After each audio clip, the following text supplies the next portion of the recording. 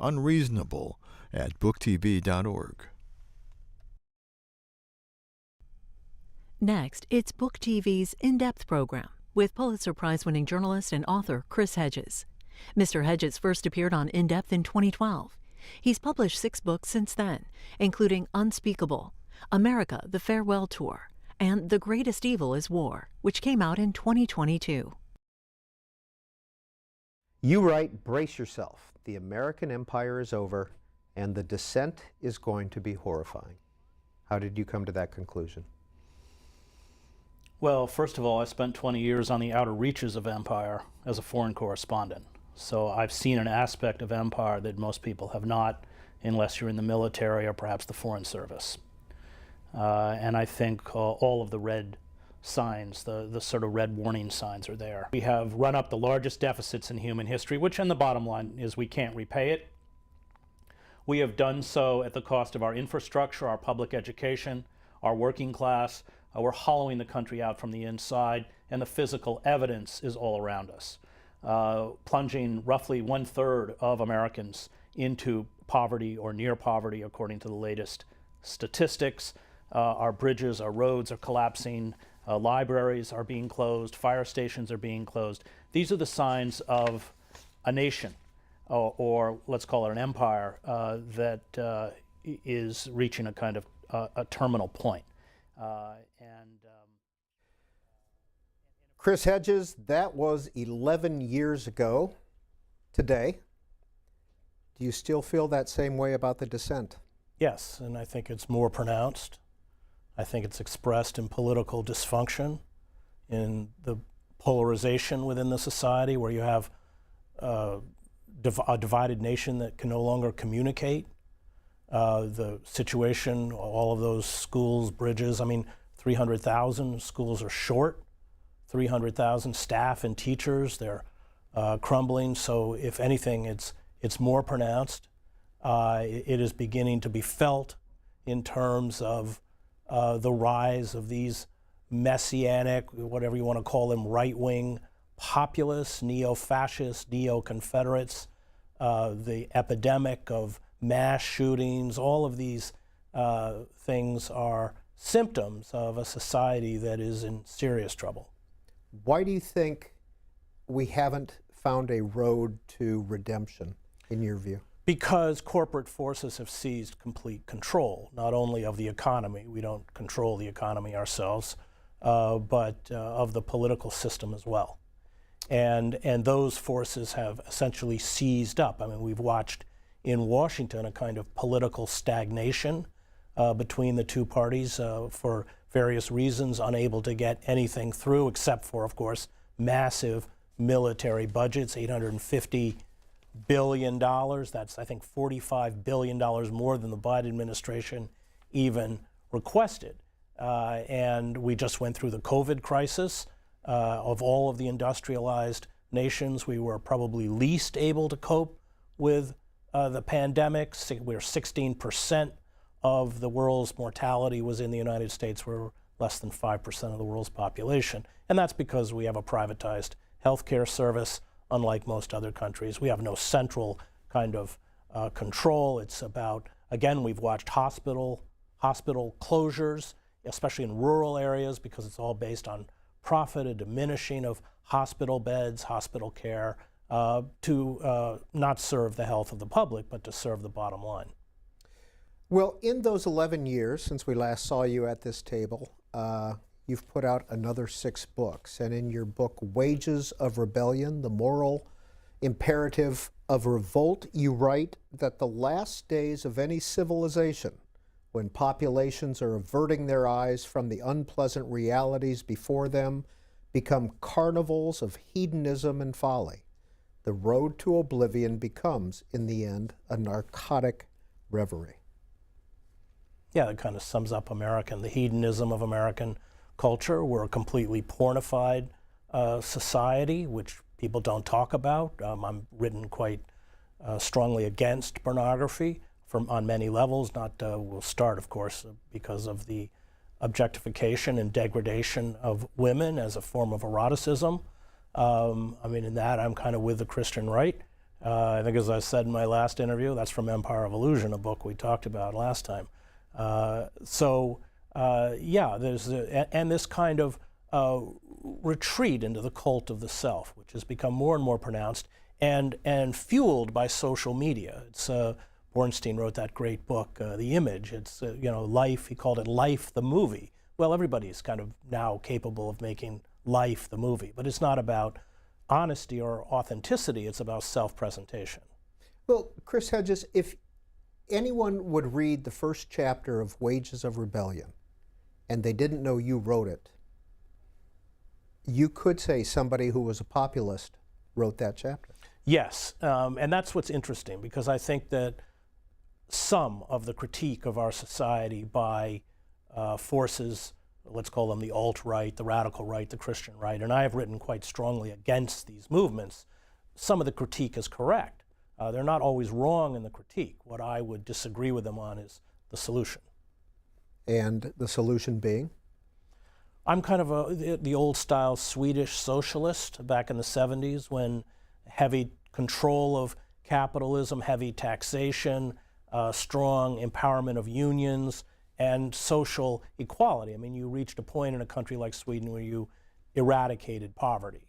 I come out of that old, not Marxist, but that old socialist tradition, John Dewey, these kinds of figures, Reinhold Niebuhr, of course, went to seminary. Niebuhr was a very big influence and remains to this day one of the very few theologians, along with James Cone, that I read and reread. So the solution is to address the ills, the dislocation, the disenfranchisement, because this, when you have the book there, America, the Farewell Tour, that comes out of Emil Durkheim. So Durkheim, in his great book, I think it was written in 1898, on suicide, he asked the question, what is it that drives individuals and societies to commit acts of self-annihilation? And that was his study.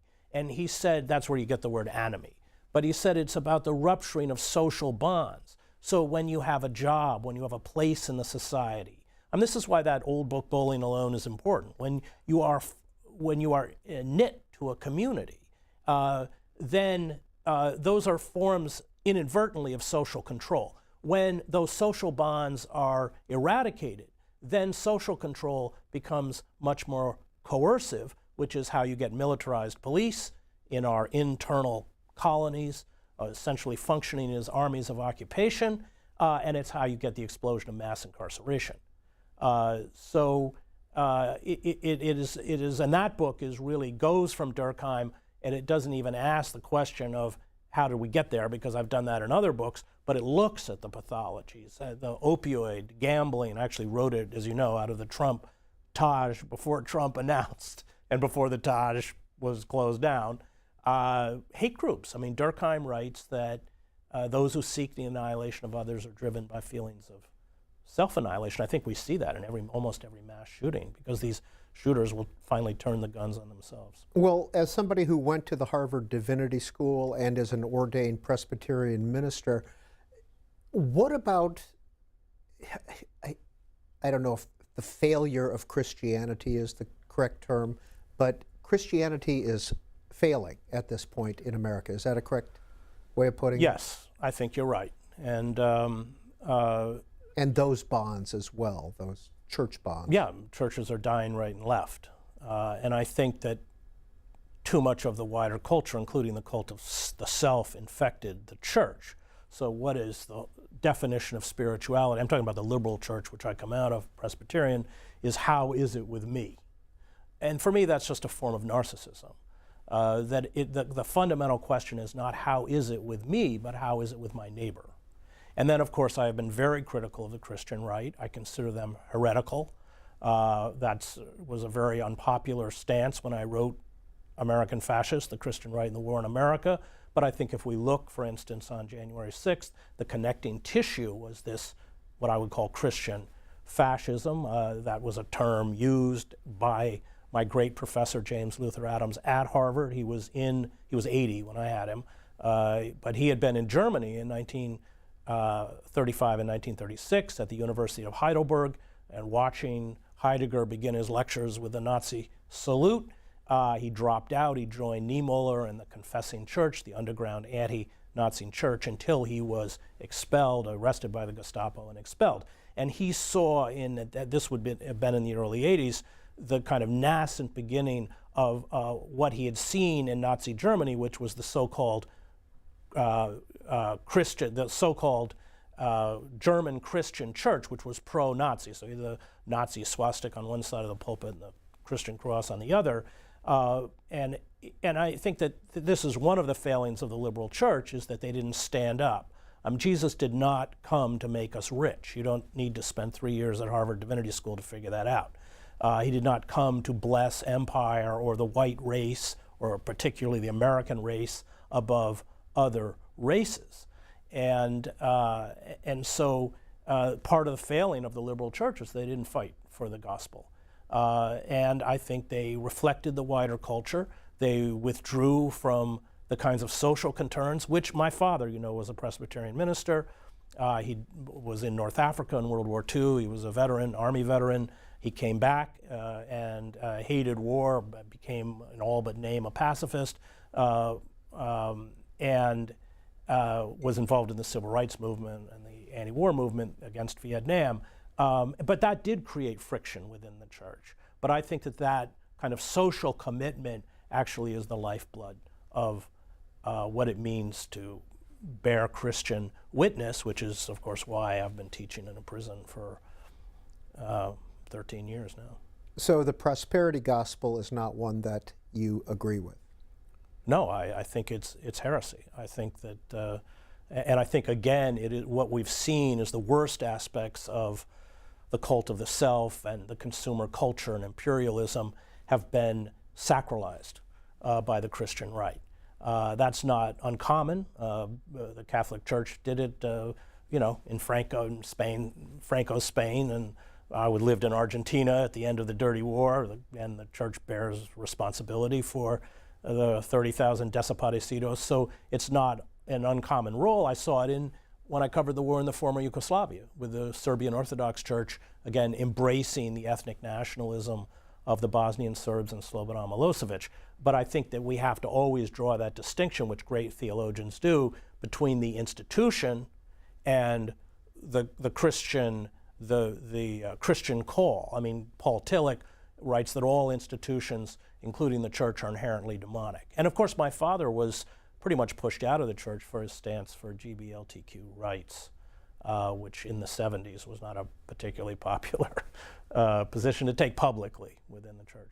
Well, Chris Hedges, you graduated from Harvard Divinity School in '83, but didn't become an ordained minister till 2014. Why the lag? Well, so you are approved for ordination before you go to divinity school, so it's just a matter of going before the committee once you finish the academic work, which I did, and telling that committee what your call is. So a traditional call would be, I'm going to be the pastor at the Newton Presbyterian Church in Massachusetts. And I said, well, I'm going to go to El Salvador and be a freelance journalist and cover the war. And there was a long silence, and the head of the committee said, we don't ordain journalists. I remember my dad was seated outside. So he'd, at that point, been a parish minister for 30 or 40 years, certainly more than 30. And there must have been disappointment, but he said to me, well, you're ordained to write. And I came back after 20 years overseas covering conflicts around the globe. I began teaching in the prison system, was brought in by a wonderful professor at the College of New Jersey, Celia Chazelle. This was before there was any college program. We were teaching semester-long courses to people who had a GED, and then going home on our home computers and printing out a certificate that had no academic validity, but showed that they had done the work. In fact, this semester I taught 2 students, one of whom had taken my course on King Lear, which I'd done in a Supermax prison over the summer, and the other who'd taken a course I'd done on American history in preparation. This is a wonderful program, NJ STEP, that's run by Rutgers, where they can get their BA degree. So I came back and began working with my friend Michael Granson, who I had gone to Harvard Divinity School with. He has a church in Elizabeth, New Jersey. And I was getting health insurance from the Presbyterian Church, and then some administrator complained that I wasn't ordained. And so I went to the Firestone Library at Princeton University. I'd forgotten, I have to admit, most everything, including most of my Greek, and resurrected it all and took all 5 exams and passed them. And then we had a very moving ordination service. Cornell West and James Cone spoke. We brought in a blues band, and we invited all the families of my students in the prison. It's actually on YouTube. And my wife, who's an actor, absolutely stole the show, but I won't ruin it. You can watch it.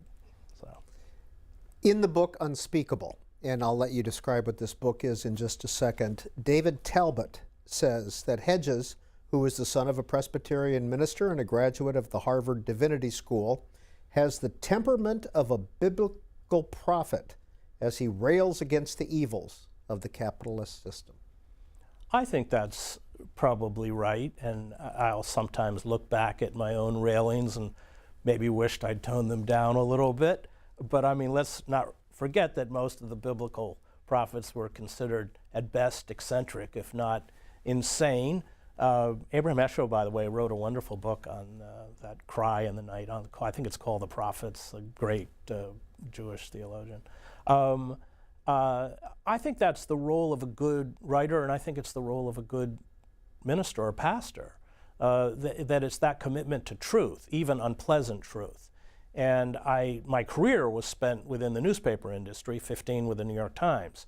And what we really do as journalists, let's talk about print journalists, is we manipulate facts. We select facts, and then we manipulate those facts to tell a particular story.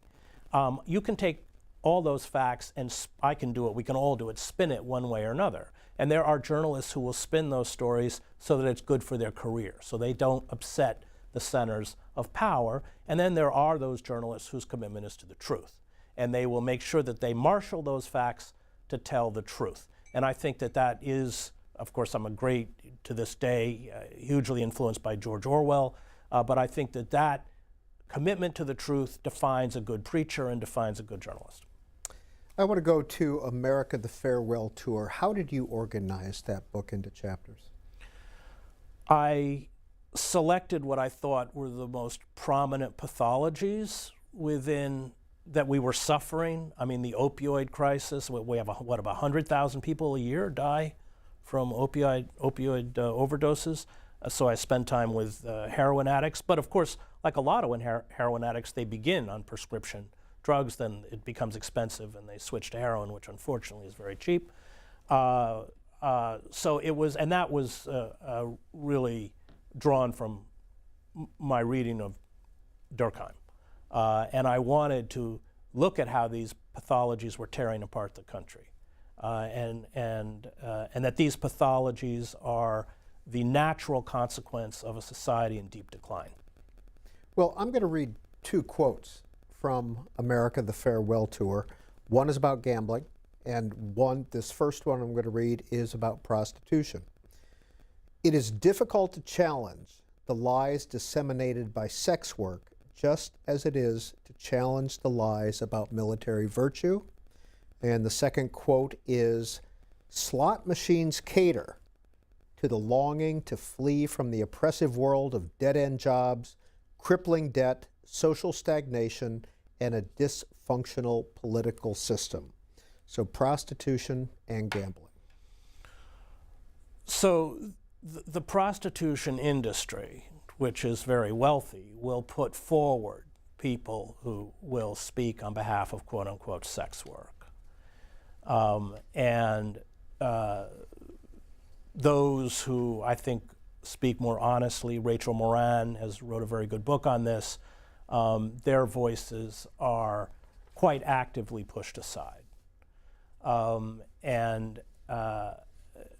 So, you know,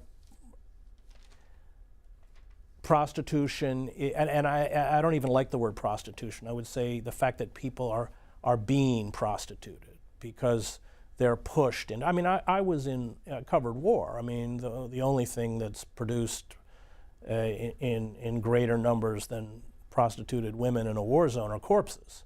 I remember in the war in Salvador when the rural areas were decimated, Many women were now living without spouses or brothers, and they had to flee their homes into the city, into the capital. It was a giant red light district down there, and it wasn't a choice. They had no other choice. I also saw this in the war in the former Yugoslavia. So maybe for a small percentage of women it's a choice, but my experience, especially having been in war zones in the developing world, is that people who are being prostituted don't have any other choice in order to feed their children. And we know there are all sorts of studies, the trauma, the sexually transmitted diseases, those women and girls who are being prostituted have appallingly short lifespans. And I would like to see a world where if people want that as a choice, that's fine.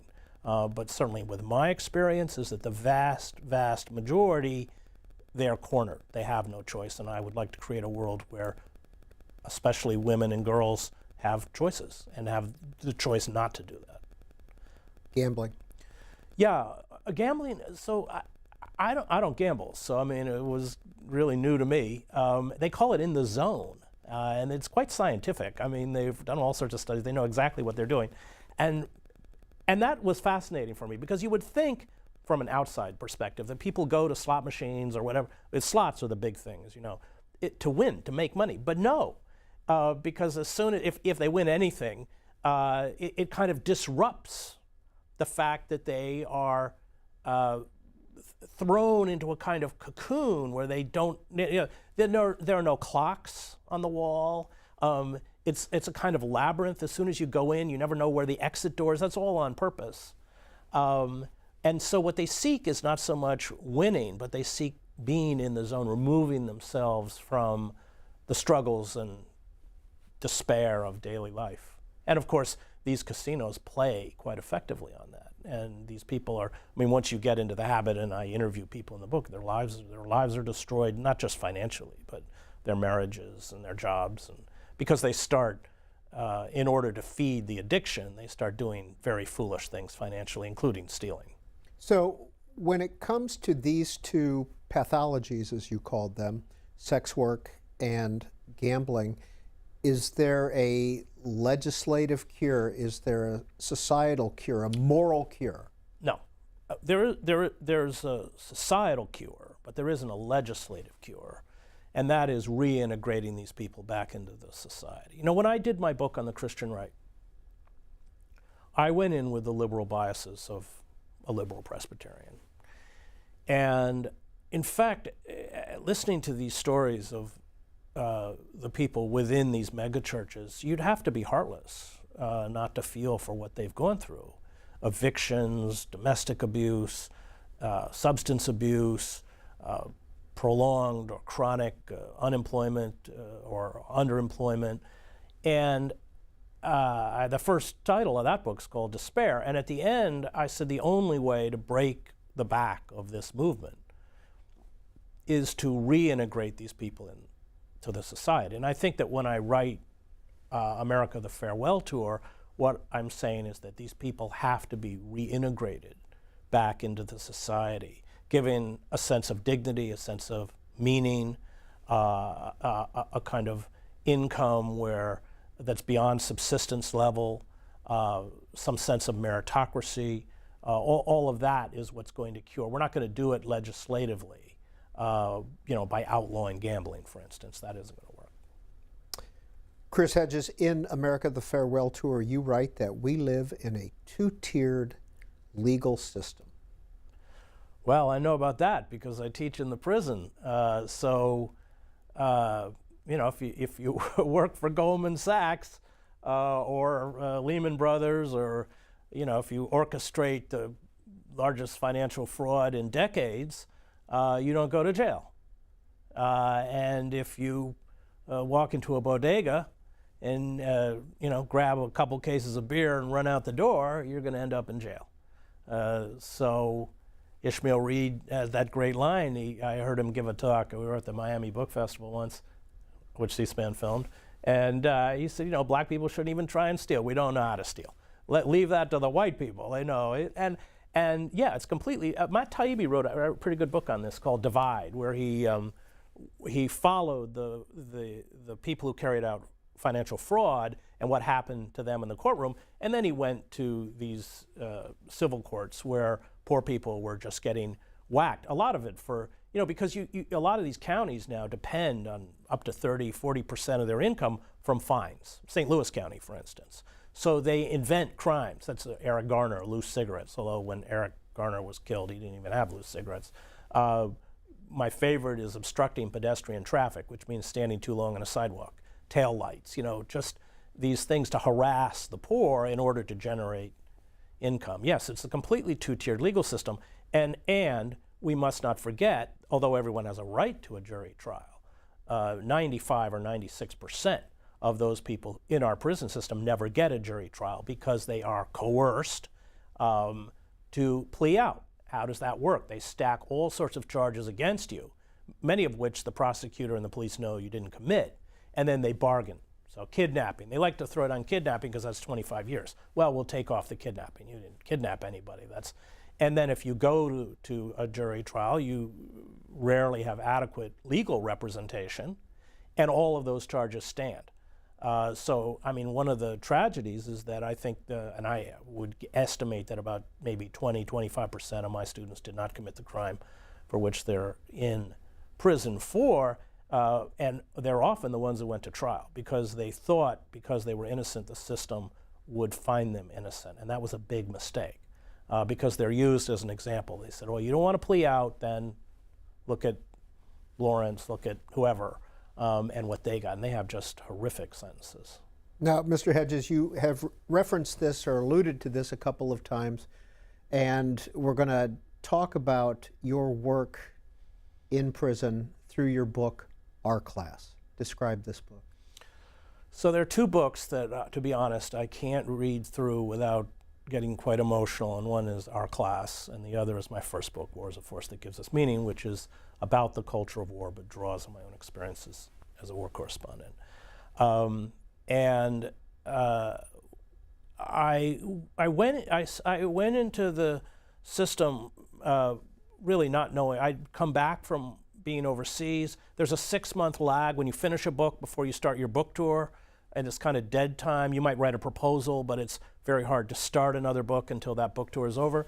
And just on a whim, I went into a youth correctional facility, which meant that it was 18 to 28 in New Jersey. Wagner, there was no college program. We began to teach. And what I found is that there is this percentage of people within the prison system who are dedicated scholars, have turned their cells into libraries, are just and academically very, very gifted. But they grew up in communities where the schools were dysfunctional, where there was no stability often in the home, and I found such remarkable students that I stayed with it. And in this particular book, in 2013, I helped a class at East Jersey State Prison in Rahway write a play about their lives, which ended up being called Caged. And you can see the picture. What is the picture that we're showing there on the That is the class. They're all there, some of whom are thankfully out now. I stumbled into it. It was because it was a drama class. We were reading like August Wilson and James Baldwin and McCraney and other great playwrights, Panera. And I realized when I asked is that they had very little experience. They have ever seen theater. They, of course, didn't have the money to go into New York and pay exorbitant prices to watch a theater production. And so just on a whim, I said, well, why don't you write scenes? So you begin to understand dramatic dialogue, because in a play, almost everything is, obviously you have the interpretation of the actor, but almost everything is through dialogue. And what I didn't know is that one of my students, his nickname's Kabir. In Arabic, that means big, and he's a big guy. But he'd heard me on WBAI in New York, the Pacifica station, and had recruited the best writers in the prison. So I had 28 students, and I'm reading through them, and I get to one, and it's unbelievable. And there were maybe a half dozen really gifted writers. Well, this happened after a couple weeks, and I showed them to my wife, Eunice, who's a professional actor, and I said, well, I think I'm going to help them write a play. But I was working on a book, and it's one of those moments when you can the book, you don't tell your publisher. So I added another class. I can add another class if they need remedial help. So I signed up all 28 students for remedial help. There was a little grumbling, but they all came. So now I had 2 classes a week, 2 nights a week. You juiced the system. Yeah, I juiced the system. And it was fascinating because when you go in there, they're very wary. I'm white, I've not gone through their experience at all. And you don't express emotion in a prison. And in fact, you don't even tell your story. I mean, you don't say why you're there. You don't often even use your legal name. So they all have prison names. And people started writing scenes, and they were just heartbreaking. I mean, some of them, they get up and their hands would start to shake, they would break down. Some of them, they couldn't even read. I mean, they couldn't read them. And it was the first time that they had expressed these experiences publicly to anyone within the prison. And it just broke the walls. It became, unintentionally, and I think that's probably why it worked, it just became this amazing form of therapy. When I began, I said, okay, who wants a part? Well, write a play. 7 people wanted parts. A few weeks later, all 28 students wanted a part. And they used to complain because we were reading like Joe Turner, Come and Gone, these great plays, and they keep saying, we're going to run out of time. We got to read our scenes. And then I would take all these scenes home and edit them. And sometimes I'd meld them, and we had a rough narrative that was based on an actual experience of somebody who'd been incarcerated. And then we'd go back, and I had a kind of squad of 3 or 4 really good writers. When there was a hole, they'd be sent down the hall to the law library to like write something and bring it back. And it was an amazing process. And but it exposed so much, not only about mass incarceration, but about where they came from, what they had endured. And so I wrote the book as a kind of vehicle to look at that whole system of poverty, police violence, courts, and of course the prison system itself. And then the play was eventually performed at the Passage Theater in Trenton, New Jersey. And it was sold out every night because, of course, Trenton is a city where most families have experience with mass incarceration. We had one night for the families of the playwrights, which was very moving. After 3 or 4 minutes, I hear someone start sobbing, and they wept through the whole play. And then it was published by Haymarket Books. So this book, my heart is on every page of this book, in a way that it was on Wars of Force. And I think it gives a window into a segment of our population that has not only been demonized but rendered invisible, and explains who they are and where they came from, and also their hopes and their dreams. And there are parts of it that are, I mean, can be very raw humor. I mean, there are parts of it that they're very funny, especially the bull phone. Yeah, it's a book I spent 2 years on it. It's a book that means a lot to me. Couple of follow-ups. What was the process like to get into the prison to teach this class to begin with? Well, you have to be cleared by the Department of Corrections. That's a 2-month process. So, of course I do it. I have since 2013 done this through Rutgers University, through NJ STEP. So you need at least a master's degree, which I have. I have to, I think like all of the professors, I think I have to express my gratitude to the Department of Corrections, because for them to run this program, it's a lot more work. I mean, it entails a lot of work. And there was I would say, a kind of hesitancy maybe when we began. But now, of course, I've been in there so long, I know all the corrections officers' names and how their families are doing. They've been great, especially at East Jersey State. They've been really great. And I think part of it is in order to get into the program, so we have about 140 students in the college degree program at East Jersey State, but there are hundreds that apply. There are about 2,000 people in the prison. And you can't get in unless your disciplinary record is clean. So you have, a significant portion of that prison that's working very hard to not create problems because they want to get into the program. And then we have the recidivism statistics are staggering. We've run 3,000 people through the college program. Now, some of those have only taken one course, but 3,000, that's of that 3,000, 5% have gone back to prison. Of the 184 people who have finished their BA, one has gone back to prison. That's less than 1%. And it's a sacred moment in that classroom because they're not a number, they're a student. What they feel, what they think is important. And I once taught what they call an inside-out class through Princeton University, where I've also taught. So you brought the Princeton kids into the prison. I taught at the women's prison. And I didn't like it only because those Princeton kids didn't get how sacred this was, how important that moment in the day is to those students, and also because it knocks half of my class. It means you have a class of 30, it means I've only got 15 from the prison, and there's no shortage of great professors at Princeton. So, it's very powerful. I mean, we had, just as you know, finished teaching the Gulag Archipelago, all 3 volumes, not the abridged, and it can be really emotional. Could East Jersey prisoners relate to Gulag Archipelago?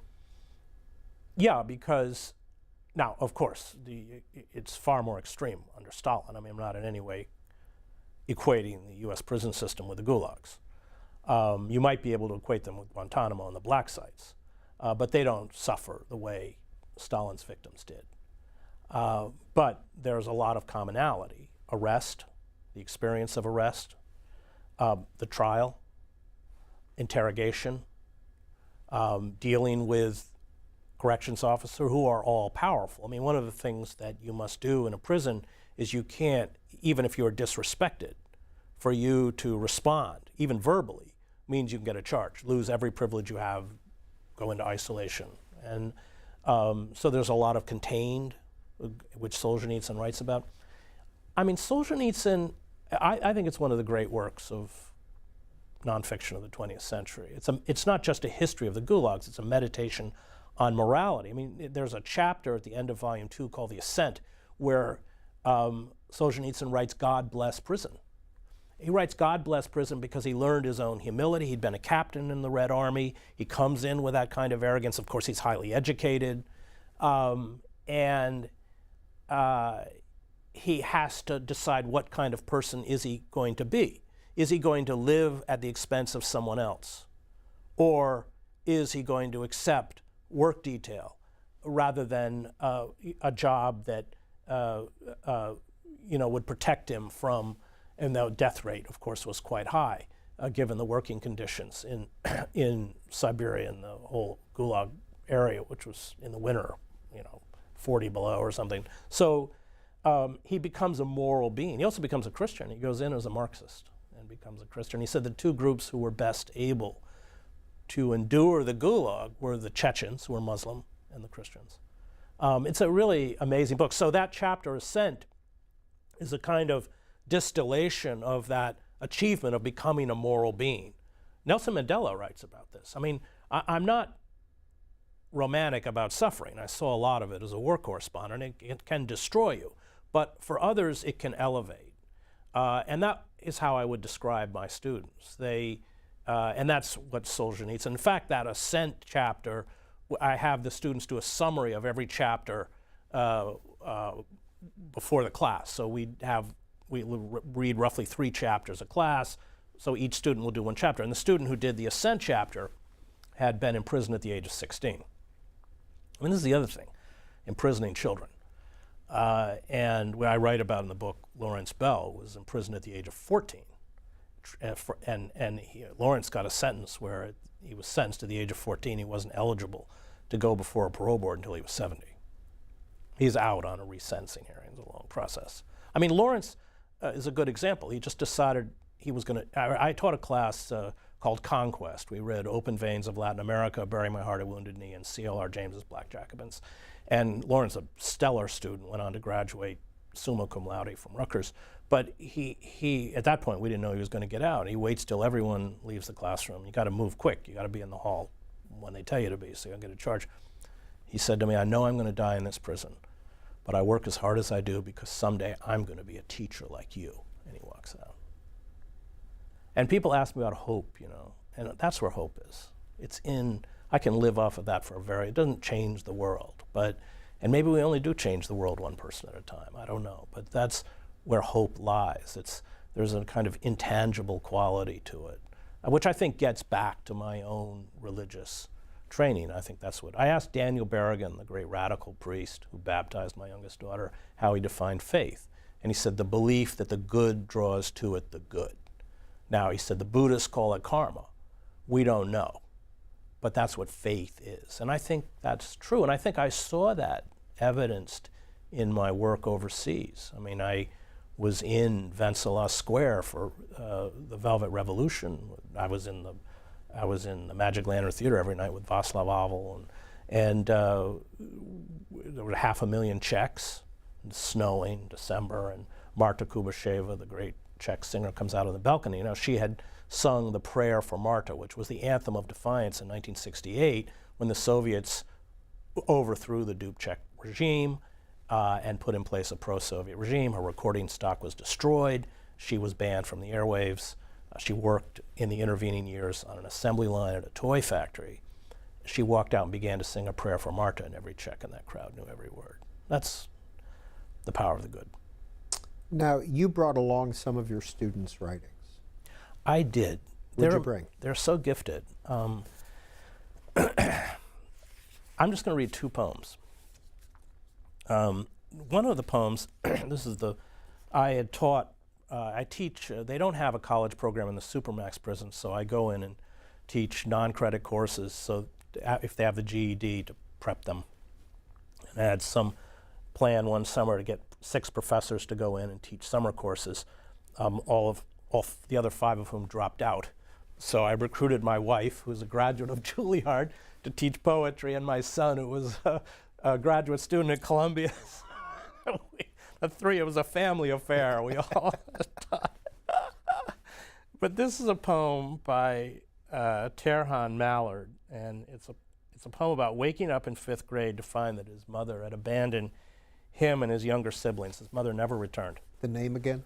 Terhan Mallard is the author. I awaken on my own. Strange. Mommy normally wakes me up. Us, rather.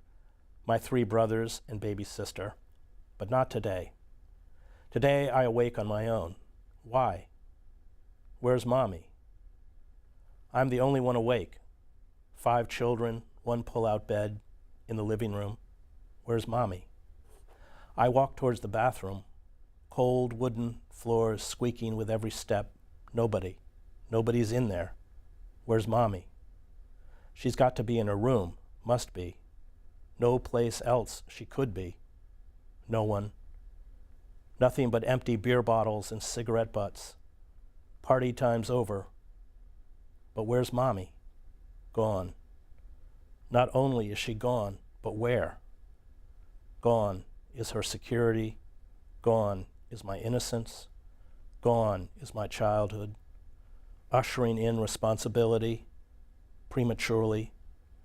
Gone is a mother's love for her children. Gone is her protection. Gone. But where? Will she come back? I don't know. But if she ever does, I will have already been gone. And I just got my papers on Gulag Archipelago, which were brilliant. And this is from East Jersey? East Jersey. I know some are watching. They get C-SPAN in the prison. And one of my really remarkable students, Francisco Wills, with his paper, slipped in a bunch of poems that he wrote. And this is just one of them. It's called Urgency. Before the source of words drowns in a sea of stone and forgetfulness, and life so easily threatened by the vertigo of narrow corridors closing down on me finally smothers the flame. I must write. Searching for images, I am trying to fit my head through bars, just to get stuck like a child playing on a veranda. But these bars are wrapped in razor wire, and writing is not a child's game. Chris Hedges is our guest. This is his second appearance on In Depth. It was 11 years ago today that he made his first appearance. Since that time, he's written 6 books. We've discussed several of them. Now it's your turn to call in, talk to him, ask questions. The numbers are on the screen, divided by geographical division. 202-748-8200 for those of you in the East and Central time zones, 202-748-8201 if you live in the Mountain and Pacific time zones. Now you can also send in a text to Mr. Hedges, 202-748-8903. Those are for text messages only. Please include your first name and your city if you would do so. Plus, we'll cycle through our social media sites. You can make a comment that way as well. Just remember, @BookTV is our handle. Before we go to calls, describe the cover of our class and the names written on those pencils. Yeah, well, this was written by the great political cartoonist Dwayne Booth, known as Mr. Fish. It's his design, and it's pencils with the names of great writers. Michelle Alexander, The New Jim Crow is a book that I have taught and admire very much. Baraka, Pinero, Wilson, and Baldwin. So they're all writers that my students are familiar with. Yeah, it's really he's brilliant. He did this cover too. He did The Greatest Evil is War, which is your most recent book, Yes. which just came out this year. We will, or just last year, I guess I should say, and we will talk about that a little bit later in the program. But let's hear from our viewers. Michael, Broward County, Florida. You're on with author Chris Hedges. Yes, hello, Mr. Hedges. Your work spans so much. It's basically, I think this is correct, on the human condition. And you describe a general sense of there being an imbalance. And I wonder if you have heard of a Dr. Sapolsky of Stanford or a Frederick Schiffer. He developed dual brain psychology. I really think his work, Frederick Schiffer's, would help you with your work in the prisons as well. And what we're talking about is culture is biology, and biology is culture. And this external condition is a projection of an internal dichotomy between self-interest and group interest. And you also bring this up in your books quite a bit. And what I mean by self-interest and group interest is that it's a balance. It's a constant battle for blood within our brains and within our culture. If you're completely focused on self-interest, you eat other people's children when you're hungry. If you're completely focused on group interest, you help other people's children and you starve to death. It's about the balance. All right, and Michael, I think we got your point. Let's see what Chris Hedges has to say. I don't know those authors. I will look at them. I'm actually reading Mike Davis's book, Victorian Holocaust, and I think that point is well made. He's talking about the famines that ripped through late 19th century India, China, Africa, and the response of colonial authorities, which, they were exporting wheat out of India while literally millions of people were dying of starvation. So I think there are some good moral philosophers who've written about that. Primo Levi would be one, and an understanding, and Solzhenitsyn, again, would be another, that there are times when in order to make that moral stance and to defy an obsession with self-interest can be a kind of willing form of suicide. And that's a difficult moral choice for many people to make. Cornelius, Alexandria, Louisiana. Good morning, or good afternoon. Good afternoon and Happy New Year to all the Book TV and C-SPAN 2 listeners and everything. Chris, I'm really enjoying you. I was a former correctional officer at the Federal Correctional Institute at Oakdale 1, Louisiana, and I was also a federal inmate because the FBI set me up. My question to you, working with these inmates and stuff, in which, like I said, I worked at a federal institution. I think you worked at state institutions from what I'm hearing. I'm going to try to get that book, Our Class, and everything. It seems like you really listened to the inmates to find out what was wrong with them in their past. A lot of them might have been sexually abused or emotionally abused or physically abused and everything like that. And I studied sociology at Louisiana Tech University in Ruston. Gary Stokely was my professor at Louisiana Tech. And like I said, you learned to listen to these inmates, and they responded to you with love and affection. I'd love to see that play online and stuff like that. I wish you could get it online.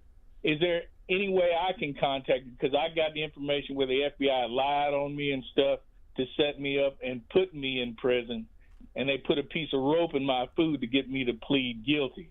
But I'm innocent, and I can prove it. Send an email to Book TV with your email, and I'll contact you after the show. Yeah, you have to listen. I mean, prison is, as you know, it's a subculture. Subcultures are always fascinating to me, with its own language, its own set of rules, its own. I mean, for instance, if you have to stand up for yourself within a prison, that often means physically nobody's going to fight for you. Although people might fight with you. The predatory nature of prison, the knowing who to trust. There's a chapter in this book, Our Class, called The Antenna, and I know, having covered war, that you have to read people really well in a war zone, knowing who to trust and who not to trust, because if you trust the wrong person, you may never come back. And I certainly found that among my students. They had a remarkable ability to read people very quickly. That probably comes off of the streets, where that quality was important to survive, but that quality is essential within the prison itself. So just the reporter in me is fascinated. I will say, and I've told this to my students many times, having been overseas for 20 years and having lived in countries where people are not white, whether Latin America or the Middle East, they were different in Yugoslavia, but I spent a lot of time in Gaza, for instance, and I speak Arabic. But however hard you try to understand, privilege is a form of blindness. That's why I taught Lear in the prison. Lear can only see when he is naked on the heath and stripped of power and pomp and status. And it's our job for people such as myself who come out of positions of privilege to listen and learn as much as we can, but always to understand that we can never cross that divide, that privilege will always inhibit us from fully seeing the way, Solzhenitsyn writes, there are two things that provoke wisdom, prison and poverty. And I think that my relationship with my students, and thankfully many of them are getting out, and I just was in having lunch the other day with one of my students who got out after 38 years for a crime he didn't commit. And I think if we honor that divide, or if I honor that divide, then we can have real relationships with people who have endured horrific oppression, understanding that we don't fully understand. Chris Hedges, two things. I'm going to guess that there were people in the audience who rolled their eyes when Cornelius said he was set up by the FBI. And I want to ask you, how do you know that your student, after 38 years in prison, did not commit that crime? Because the chief of the public defender's office in the state of New Jersey has taken the case, a wrongful conviction case, and told me she's 100% certain. There's, they didn't have DNA back then. And this was a murder where I didn't know anything about this till she explained, but you have people who study the decay of the body, and particularly the various bugs that will begin to feast on a corpse, and that is the way they determine the time of death. Because if the body's been there a certain number of days, you can then, and they have already traced it back, these experts, to the day and he wasn't even in the state when she was killed. So I have other students that I'm pretty certain, but in this I'm completely certain. Yeah. And what about Cornelius when he said he was set up by the FBI? Well, when you hear that, given your experience with your book, Our Class, and the work you've been doing, do you hear, not sure that's quite true?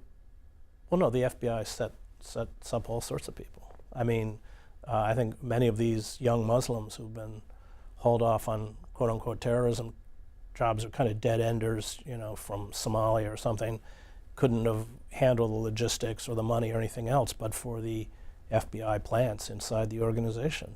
We go back to COINTELPRO, go back to the Black Panthers. I mean, when Malcolm X was assassinated, first person to get to him was a police informant, and there were no police officer undercover. I mean, hiding as a black Muslim, and then or as a follower of Malcolm. And then there were reputedly 9 FBI informants in the ballroom, and no police protection, of course. So, unfortunately, this has long been. So I don't know. I haven't read his case. I mean, I'd have to look at it, but it's not impossible. Next call for Chris Hedges is Rodney, Baltimore. Good afternoon, Rodney. You're on Book TV. Good afternoon. Happy New Year's. Hi, Chris. I wanted to discuss the devastation that COVID had on the economy and people's health. Data is showing COVID vax the most dangerous vax ever made and ignored by the CDC. It was also declared a pandemic by the World Health Organization. Now, under the PCR testing, which was used to determine if you have COVID, that could never determine that because the COVID test was never, even the inventor said that it couldn't determine whether you had COVID or not. My concern is they're still pushing this vaccine, and the vaccine is an mRNA designed to reduce symptoms. This is the only mRNA approved for human use and can cause what they say is ADE, which is antibody-dependent enhancement, which means that once you get the vaccine, of course, you're going to be exposed to the virus. But if you come in contact again with the virus, this could possibly kill you. And most of the deaths that we see from COVID is probably from ADE and those who have been vaccinated.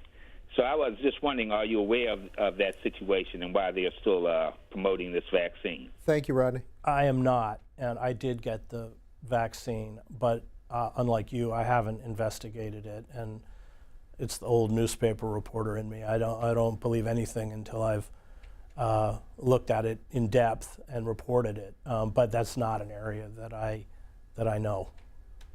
And if I could let the staff know, the production staff, that I'm having a little trouble with this phone, if they could punch up line 4, I'd appreciate that. There we go. Kelly, Salt Lake City.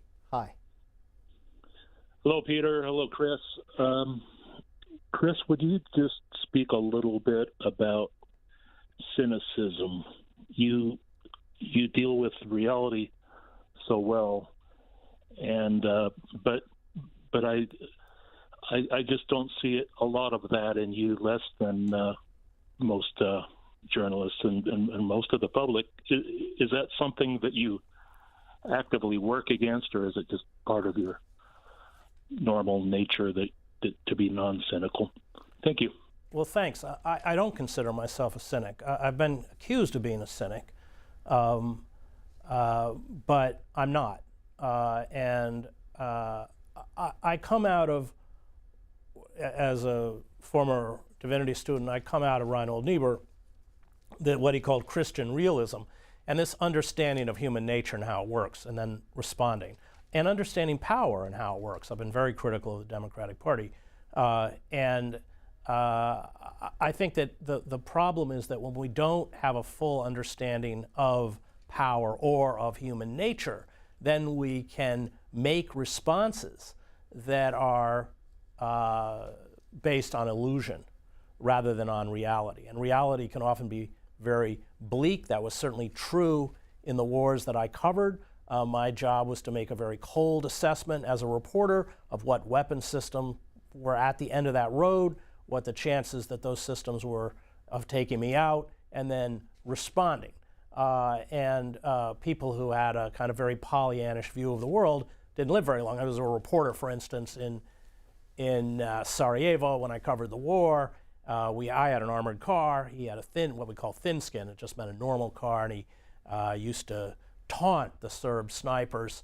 He actually spray painted on the side of his car, "Save your bullets, I'm immortal," which is stupid. And he would drive across the airport, which was a contested area, into Kislyak to buy cigars and drive back, which was just foolish bravado. And of course, he was badly shot up. So I don't consider myself a cynic. I consider myself a realist. The problem with cynics, as Dostoevsky writes in Notes from Underground, is that they become passive. Because they're cynical, they don't resist radical evil, and therefore they become complicit. Sterile dreamers, Dostoevsky calls them. Well, it's been 11 years since Chris Hedges has sat at this table, and in that time he's hosted a couple of different programs. One was on RT, which was known as Russia Today at one point. But I want to read a quote from your most recent book, The Greatest Evil is War. "My public denunciation of the invasion of Ukraine was treated very differently by RT America than my public denunciation of the Iraq War was treated by my former employer, the New York Times." Well, that's because after I denounced Russia's invasion of the Ukraine, RT closed down 6 days later. I think they probably wouldn't have responded differently if they'd had the chance. But during those 6 days, they didn't say anything. The New York Times did not respond well to I'd been the Middle East bureau chief. I'd spent 7 years in the Middle East. To my calls or my critique of the Bush administration's call to invade Iraq for now all the reasons we know. I think all Arabists, people forget that the Arabists within the CIA, within the State Department, within the military, there was no daylight on this. And that's why you had Rumsfeld and Pearl cook up this kind of quasi-unofficial intelligence group to filter information into the White House. But I was booed off of a commencement stage for denouncing the war shortly after the invasion, and then the right-wing media picks it up. So Rush Limbaugh, I think, dedicated 4 days to me. The Wall Street Journal wrote an editorial denouncing me as a left-wing pacifist. I'm not a pacifist. And the Times' hand was forced. I was not a columnist. Reporters are not allowed. I'd been there 15 years. I knew what I was doing. And I was given a formal written reprimand. I was called in, and it was in writing, and told that I had impugned the impartiality of the New York Times, and I was no longer allowed to speak about the war. And at that point, I wasn't going to be silent, and I left the paper. Another quote, and this is from ScheerPost. What is ScheerPost? So that is run by Bob Scheer, former editor of Ramparts. Robert Scheer used to run Truthdig for 16 years until the publisher decided to fire him, and then I organized all of us to go on strike, and then we all got fired. So one management headache after another. So so he started ScheerPost, which he funds probably from his Social Security check, as far as I can tell. I'm on Substack, so it's chrishedges.substack.com. That's a subscriber service, which is great. So people pay like $6 a month or something. And that's the Chris Hedges report? Yeah, chrishedges.substack.com.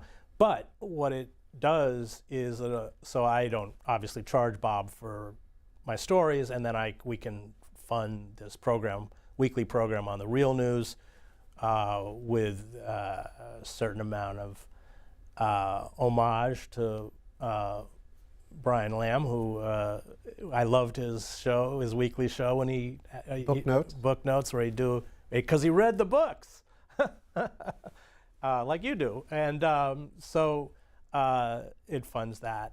But so ScheerPost is what Bob set up after Truthdig, and he's legendary. I mean, he's just an amazing journalist. And this is something you wrote at the end of last year. The Democrats, especially with the presidency of Bill Clinton, became shills not only for corporate America, but for the weapons manufacturers and the Pentagon.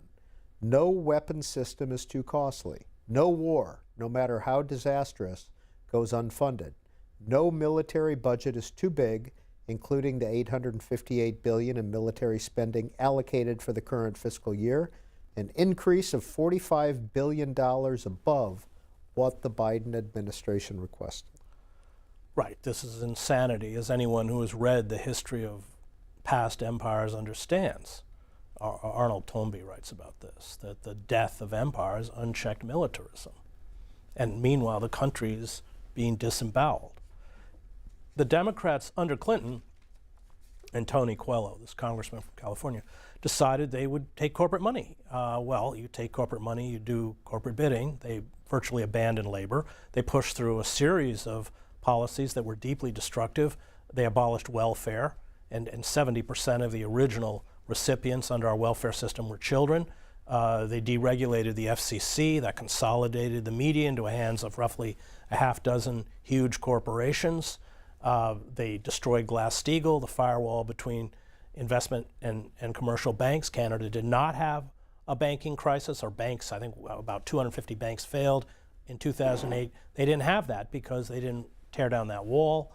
And NAFTA, which was the greatest betrayal of the American working class since the 1947 Taft-Hartley Act, which makes it very hard to organize. So, you know, they got fundraising parity with the Republicans, but essentially we became one duopoly, one corporate duopoly, and that, unfortunately, is the problem. So on cultural issues, the Democrats tend to be liberal, but on all of the major issues, trade deals, war, wholesale surveillance, and as you mentioned, this, the New York Times just ran a story a few days ago. I think this is the largest military budget, but for one, since World War II. I mean, this is just insane. And this whole war with Ukraine, I mean, I think we've given all told about $100 billion. And what is the goal? Well, it is quite clearly to degrade the Russian military and potentially overthrow Putin. What's going to be left of Ukraine? It's a very cynical policy. It's as all proxy wars are, and the Democrats are full partners, as they have been for a long time. And it is that Karl Liebknecht, the German socialist, in the eve of World War I, called the German military the enemy from within. They're unaccountable. They can't even be audited. Anybody who has looked at past empires, whether it's the Austro-Hungarian Empire, the Ottoman Empire, the German Empire, anything else, will recognize. I studied classics, did a year of classics at Harvard. It's the same with the Roman Empire. So you're at the end, there's malnutrition and hunger in the streets of Rome, and you have, of course, have this elite, and then you have a 1 million man Roman army, the Praetorian Guard. The elite within the Roman military is auctioning off the role of emperor to the highest bidder. So we are following that trajectory, and that's what's so dangerous. And the Democrats, there's more opposition to Ukraine from the Republican Party, and of course the opposition to this massive, $1.7 trillion spending bill, it was Republican. Alexandria Ocasio-Cortez did not vote for it, and I think Tlaib voted no present. But it was Republican opposition. So what is the solution to the Ukraine-Russia circumstance? Do we have a role in... Right, I never thought I would be holding up Henry Kissinger, but I will on this issue. I think Kissinger's right. And the New York Times wrote an editorial a couple months ago that said this idea that the eastern part of Ukraine and the Donbass is going to be part of Ukraine, given what's happened since 2014, is a fantasy. I don't know if they are not realistic. I can't remember the exact word they used. As Kissinger pointed out, there will have to be negotiations. There will have to be an exchange of land for peace. And as Kissinger also pointed out, the longer this goes on and we are provoking a nuclear power, the more dangerous it becomes. And we've seen this constant escalation. Now we're about to send Patriot missiles. There have been strikes deep inside Russia. Putin feels cornered. I think Kissinger also said this, we don't want Putin to be humiliated and cornered. So there will be negotiated settlement at some point. There has to be. But the longer it goes on, the more volatile and unstable it becomes, and the more Ukraine is destroyed. Who's going to rebuild it? I mean, having been in war, it's Ukrainian blood. I don't want in any way minimize the suffering of Ukrainians, which is horrific and real. But I do think that the policy out of Washington, less and less, by the way, out of Europe, because Europe is paying the economic price for this. German industry is crippled. Energy bills in the UK, I think, are up by 80%. Inflation is ripping apart. So I think, like the 20-year debacle in the Middle East, the architects of the proxy war in Ukraine have not really thought out very well where this is supposed to end up. And that's dangerous. Hugh is in Pittsfield, Massachusetts. Hi, Hugh. You're on with Chris Hedges. Hugh, you with us? I think Hugh is gone. Let's try Bonnie. You know what? I'm having a little trouble with the phones out here. If I could get some help, if we could get rid of Hugh, I cannot hear him. And let's try line 5, Bonnie in Kenilworth, New Jersey.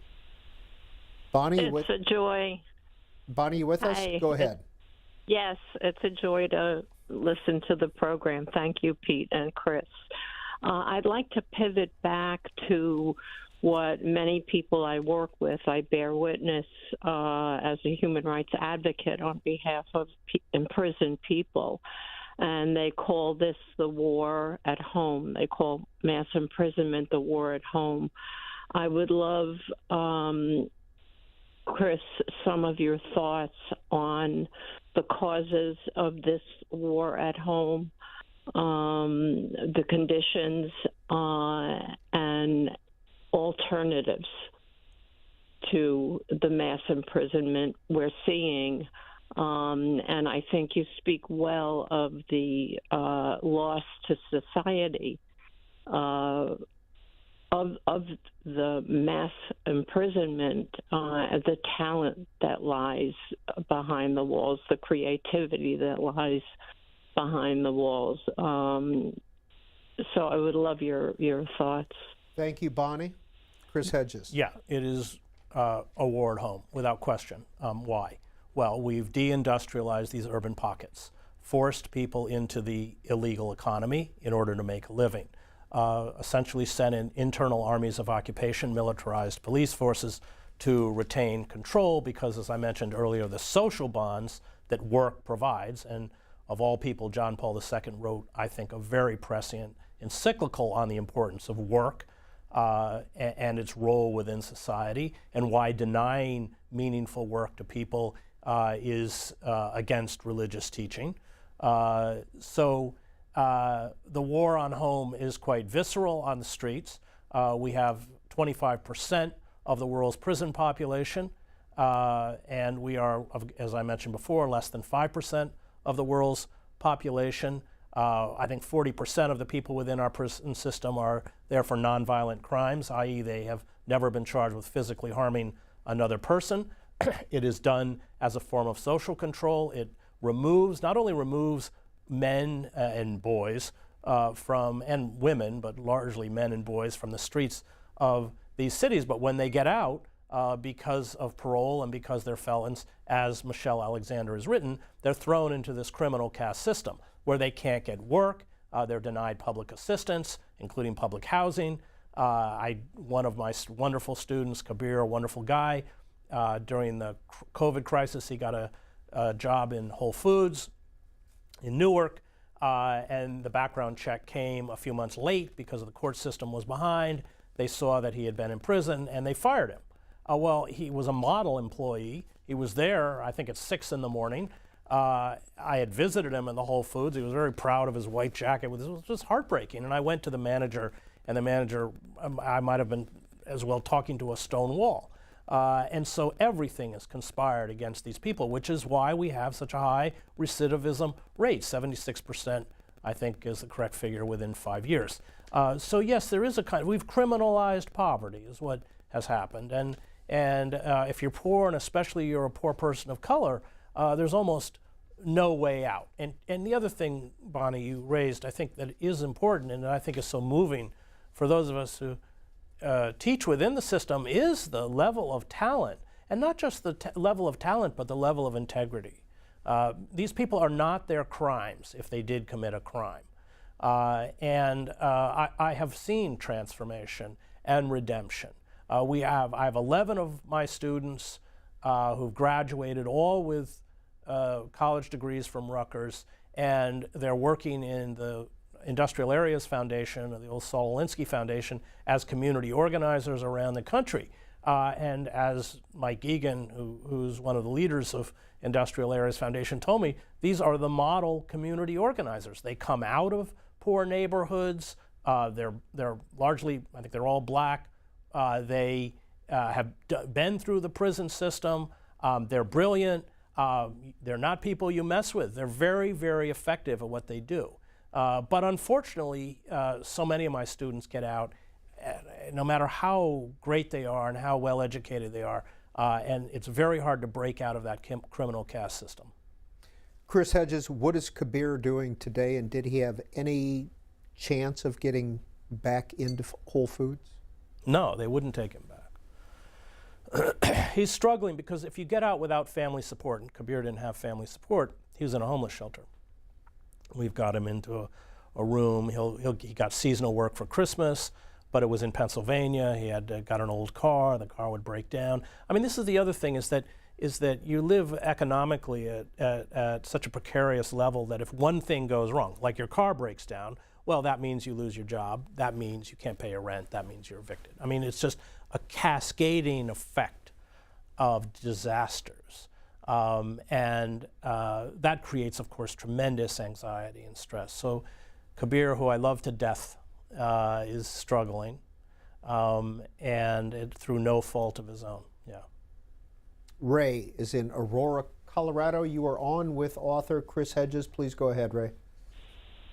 Hi, thanks for taking my call. Mr. Hedges, how are you this afternoon? Good, thank you.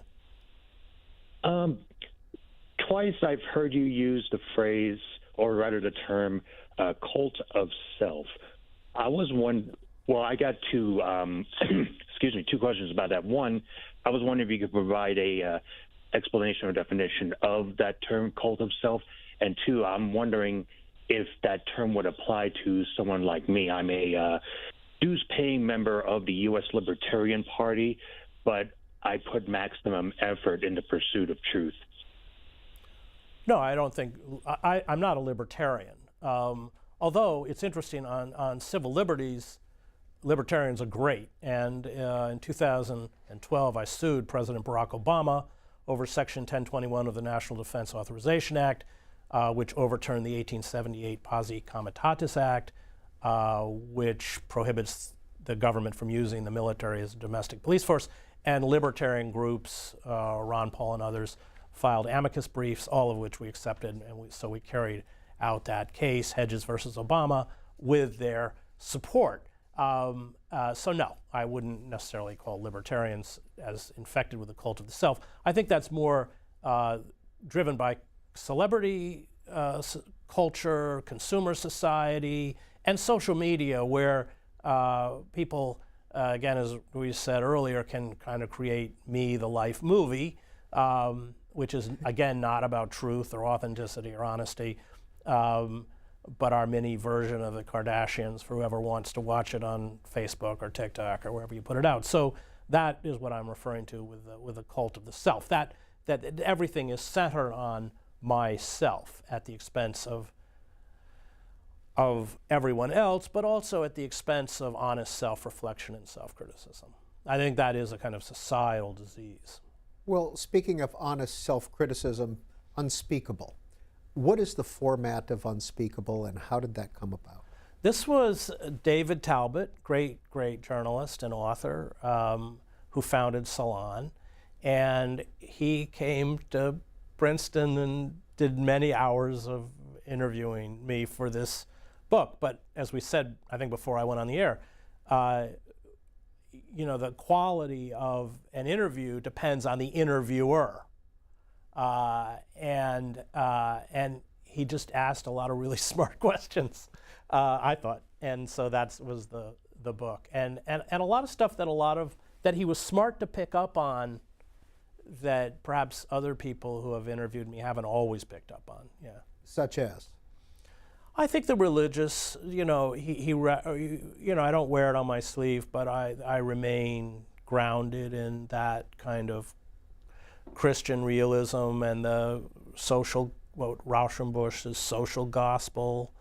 I think, as I also said, I wrote my thesis at Harvard as a critique of liberation theology. I'm not a Marxist, and I don't embrace violence as a form of social change. I saw enough of it to know that violence builds nothing, creates nothing. It only destroys, and it not only destroys, but it destroys the people who use it. So I think he brought a lot of that stuff out. Yeah. But at the same time, in Wages of Rebellion, you describe Karl Marx as a brilliant scholar. Yes, in terms of a critique of capitalism, I think Marx is essential. So that first volume of Capital, which is a slog, but I think Marx's solution is utopian, to steal the word from Thomas More, which in its original definition means no place. I'm not a Marxist in terms of the withering away of the state, and it's Hegelian. I mean, he holds up the proletariat. I just don't. So in that sense, I think we have to read Marx in terms of, and of course he was drawing on Engels. So Frederick Engels, his father was a huge mill owner. So you got to actually have a calculator if you really want to read Marx right. But they had all the statistics. They understood the predatory nature of capitalism, that capitalists are about reducing the cost of production, increasing profits. Those are the two. In some ways, if I was running a Wall Street firm, I'd only hire Marxists because at least they figured that out. That's it. And without restraint, they will deform your society, which is what has happened, in those goals. That's what capitalists do, and that's why capitalism has to be. I'm not anti-capitalist because I think people often are driven by motives of wealth and self-advancement and all of that, but it has to be regulated and controlled. You don't want those motives to take over your society and turn the entire society, as I think ours has been, into a kind of predatory enterprise. I mean, that's where we see it like utilities, private firms buying utilities and jacking up the prices, the healthcare system. We live in a country where it's legal for corporations to bankrupt parents while they're trying to save their sons or daughters who are ill. I mean, this is just, in moral terms, this is inexcusable. So I accept the kind of, and that comes again from Niebuhr, that kind of dark side of human nature. On the other side, that once it's recognized, it does have to be monitored and controlled so it doesn't deform and distort your entire society. Tom in Sonoma County, California, text message. What is your assessment, if you have one, on so-called new atheism and its proponents, and are their criticisms relevant? Oh, I wrote a book on it. So the hardcover was I Don't Believe in Atheists, which was maybe a little too cute. So Simon & Schuster changed it to When Atheism Becomes a Religion. I don't like the new atheists. And I didn't pay a lot of attention to them until I debated Christopher Hitchens in Berkeley, and who was the other big new atheist who I debated at UCLA? Harris at UCLA.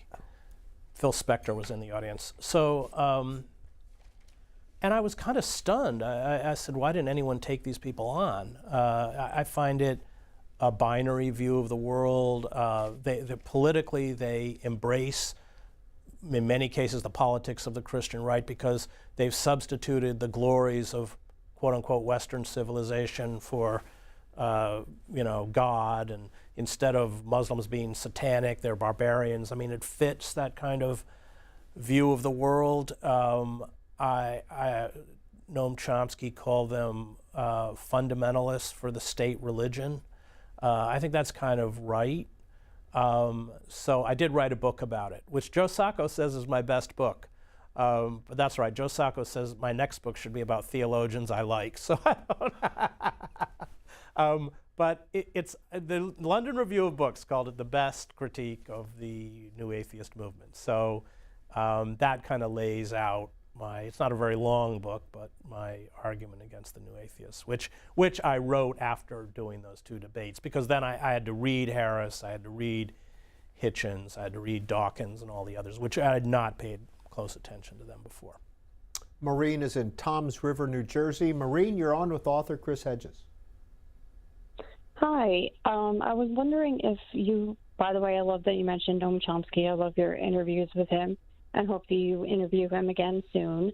But I was wondering if you had caught President Zelensky's speech to Congress recently and how it seemed that it was actually written by some U.S. officials or any form of anyone in the United States government or military or State Department. I was wondering your thoughts on that. Thank or you, if ma'am. anyone else you knew.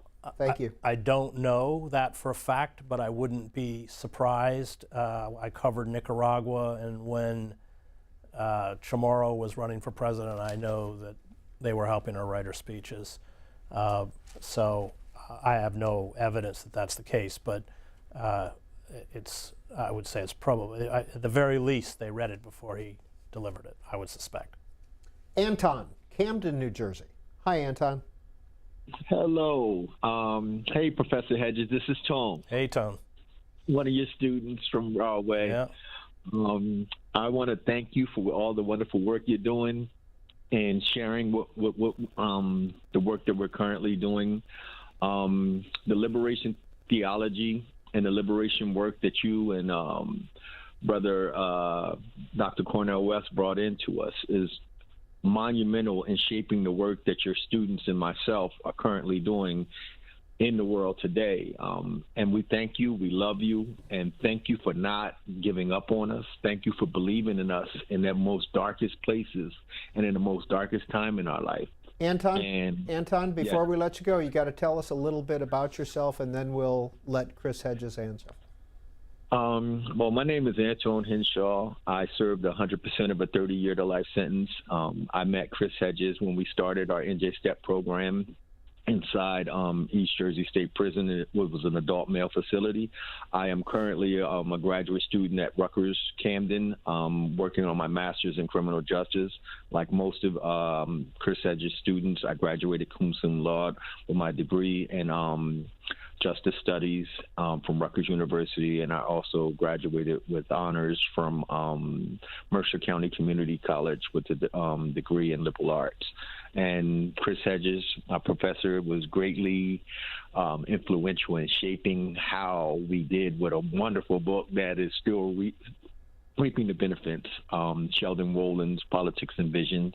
It was hard, it was tough, but it's what we're doing now, and we are manifesting a lot of the things that he taught us. Tone, tell them what you're doing in Camden. Oh, I am. I currently work. I have a for-profit business, an LLC called Transformative Justice Initiative that helps formerly incarcerated men and women coming home and their families and communities and community stakeholders, legislators, understand what is the what is the process of coming out and what is needed. So unlike the reentry models, we have new entry, and we work all over the state. We welcome people home. We go to the prisons. We just welcomed our brother Gene Berger home, which was one of Professor Hedges' students like me, and after 38 years for a crime he did not commit. And it's just wonderful. We've just been working. I've only been home 4 years, but we have not stopped working, and it was because of the materials and the education to open up our lives and our minds and not accepting the current conditions of poverty of what we came from and how to transcend and transform them.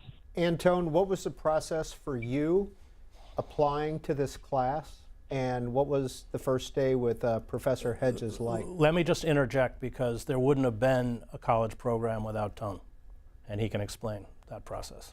Yeah, I'm one of the founding members of NJ STEP. When I first went to prison in 1988, the Pell Grants from the crime bill ended by the time I got my GED. And we fought for 28 years to get higher education back in prison. And when we did, that's when we met Chris Hedges. It was a long battle.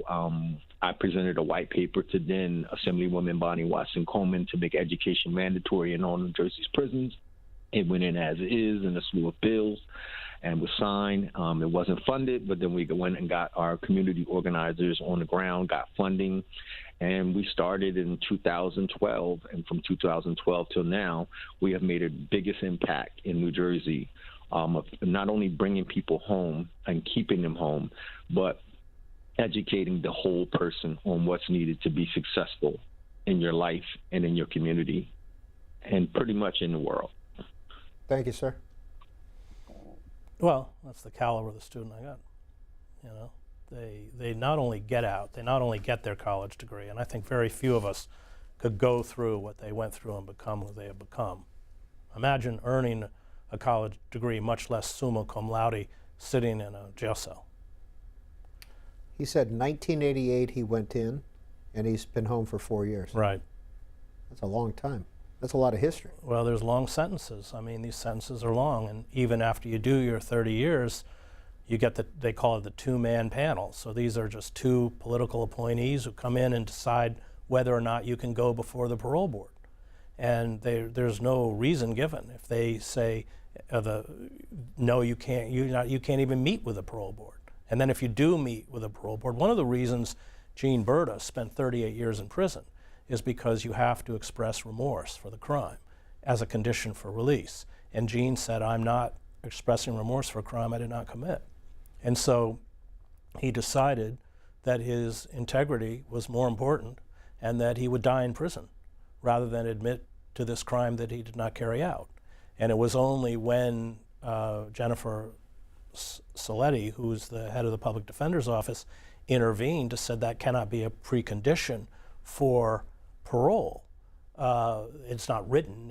There's no law that says that you have to express remorse. It was only then that he was released, but he was prepared to die in prison. Benton, Grand Junction, Colorado. Please go ahead with your question or comment for author Chris Hedges. Hello, Mr. Hedges, Professor Hedges. I'm a retired teacher. I just retired this year. I taught high school English primarily and some drama too. And I've worked internationally. I've lived all over the world like yourself and worked all over the world. And I really enjoyed some of your comments about teaching and about the international community and the various effects of those things. One of my stateside jobs was with Job Corps. And I taught at a center in Colorado that had a high school program that was coordinated with the school district, the local school district. So we actually gave out real high school diplomas. And I did that for 5 years. And teaching those kids who had not been in prison or in jail, but had fallen through the cracks. And so they were at-risk students, generally speaking. And they came from disadvantaged backgrounds. And they came from urban settings primarily. And here they were in a center, a live-in center, that was fairly remote in the rural areas of Colorado. And over the years teaching there, I discovered how similar the talents, the inborn talents were with these kids who I was teaching that came from these disadvantaged backgrounds compared to these kids that I taught internationally at American international schools who had very highly literate backgrounds, culturally rich backgrounds.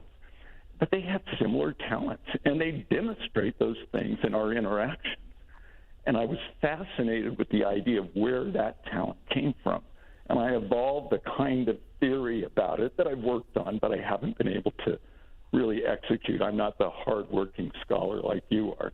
But where part of our job as teachers is to better identify what the knowledge is that exists in that child, in that student. And it was put there, I don't know how, but they have it. And when they do something that they have those gifts in, they do remarkable things, and there's nothing in their background that would say they could do this, and they do it. Have you observed that with prisoners? Yes. Thank you, Benton. We're going to leave it there and let Mr. Hedges respond. That's a very good point. It's what Antonio Gramsci calls organic intellectuals, that there are intellectuals within every strata in society But when you're poor, you get at best one chance, and often you get no chance. And I saw that in my own family. My grandfather was a very gifted student. He was a senior in high school, and his sister's brother died. They were farmers in Maine, and he had to drop out of school and run the farm because she had 3 kids. And that was it. That was the end of his education. And I think I see that among my students. I would add this caveat, and that is that because they come out of oppressed societies or oppressed conditions, they have a more acute understanding of capitalism, white supremacy, social control than I find often when I teach at schools, which I have, like Columbia or Princeton or NYU. Again, that is privilege as a form of blindness. So oftentimes I taught W.E.B. Du Bois's Souls of Black Folks one semester, and he talks about the talented 10th. And I had just given a sermon at a very wealthy suburban church in New Jersey where I was Peace and Justice Sunday. They started walking out when I said that we had decapitated and killed more people, far more people, including children, than ISIS through our aerial drones and everything else. And my class said, well, we're not the talented 10th. And I said, well, Du Bois later, by the way, backed away from this. I said, they're the talented 10th. I'm sure they all had at least university degrees or higher, almost all white. And that the level of discussion because of the oppressed community that's come from begins at a much higher level than it does within elite institutions where people are essentially yearning to be part of the 1%. But this is the tragedy. It's the tragedy I saw in my own family. I got a scholarship to elite New England boarding schools where I saw the kids of the rich and the uber rich where they're given chance after chance after chance, and then would go back to Maine, where my family was from, and see, as you pointed out, again, that kind of intelligence which was never allowed to flourish. And that is exactly what I have found in the prison and why I'm so dedicated to teaching in the prison. Text message for you. Thank you for being on Book TV, starting 2023 with discussion on our forgotten people in American prisons. I'm curious about your claim you are not a pacifist. I would guess you would be. I was in Sarajevo during the war. We were being hit with hundreds of shells a day. We were under constant sniper fire. 45 journalists have been killed by the time I arrived in Sarajevo. 4 to 5 people were dying in the city a day. A couple dozen people a day were wounded. The city was surrounded by a trench system. We understood that if the Serbs broke through those trenches, it was kind of World War I type scenario, and every once in a while some Muslim commander would, in the middle of the night, fire up starbursts and get these young Muslim men to charge over the trench into Serbian machine guns with the expected result. We understood that if the Serbs broke through those trenches, a third of the city would be slaughtered and the rest would be driven into refugee and displacement camps. That wasn't conjecture. That's what happened in Vukovar. That's what happened in the Drina Valley. At that point where it's an existential crisis where there are forces bent on not only your annihilation, but the annihilation of your family and your community, you will pick up a weapon. We did not sit in the basements in Sarajevo and have discussions about pacifism. Now, that does not save you from the poison of violence. That's the point. And that's why the book, hence, The Greatest Evil is War. So I tell the story in this book about a Muslim soldier. They're trying to make a move into a Serb-held suburb. He hears a noise behind a door. He fires his automatic weapon. A few seconds delay in a combat situation can get you killed. He pushes open the door and finds that he has killed a 12-year-old girl. He has a 12-year-old daughter, an event from which he never recovered. So that's the point. We are pushed to moments where we use violence, but we become, I don't believe in just war, I don't believe in good war. You become poisoned as well, and that's the tragedy. And I think that, by the way, comes out of Niebuhr. Niebuhr were very much opposed. I mean, Moral Man in Immoral Society is really a response to Christian pacifists and what he would consider Christian utopianists. Not that Niebuhr, he understood that violence was evil, but he also understood that there were moments when human beings were pushed to that place where violence was all they had left. How many times have you been arrested? In the States or outside? I didn't know I was asking a difficult question. Well, I've been Cornel West and I shut down Goldman Sachs. So I've been arrested a few times. I was arrested with 131 veterans outside the White House. It was very moving, protesting the wars in Iraq and Afghanistan. Overseas, several times I was a prisoner. I was captured by the Iraqi Republican Guard in Basra during the Shiite uprising. I was a prisoner for a week. I was imprisoned in an Iranian jail. I always carry a book. So I read 170 pages of Dostoevsky's The Idiot in an Iranian jail. When I was taken prisoner in Iraq, I had 3 books. I had Outcast of the Islands by Conrad, the Iliad, Homer's Iliad, and Antony and Cleopatra, my favorite Shakespeare play. Yeah, because Antony fails because he's not cold-blooded like Caesar. W.H. Auden said that if we had to get rid of all of Shakespeare's plays, and thank God we do not, the one I would save is Antony and Cleopatra because it's the highest level of poetry. But it's a play that I love because showing human compassion, which Antony has and does, in the face of cold-bloodedness. And their soothsayer says, your spirit deserts you when you're around Caesar. Octavian becomes Augustus. So yeah, I had those books. But I was taken prisoner by the Contra in Nicaragua. They were very angry. I was with Tom Gelton from NPR. They marched us off into a cornfield, and then they radioed back to Honduras to see whether they should shoot us. So we're sort of sitting in the cornfield waiting, with these guys with guns on us. And then they radio back and say, no, let them go. They call us the piricuaco, which is an unrepeatable word in English for what they called the journalists, who they thought we were all working for the Sandinistas in Nicaragua. And they said, tell them, piricuaco, that they better never come back, and if they do, we will kill them, and we will burn their car. And I thought, if you kill me, I don't really care if you burn my car or not. But numerous times I've been held and was beaten by, the last day I was a prisoner in Iraq, I was turned over to the secret police, the Mukhabarat in Baghdad. I was beaten by Saudi military police. So I think that's kind of, what happens when you cover war. So many times. I don't like it, by the way. What is your connection to Princeton? Right now, nothing. I've taught there 3 times. So you live in that area? Well, yes, because of that wonderful library, so Firestone Library.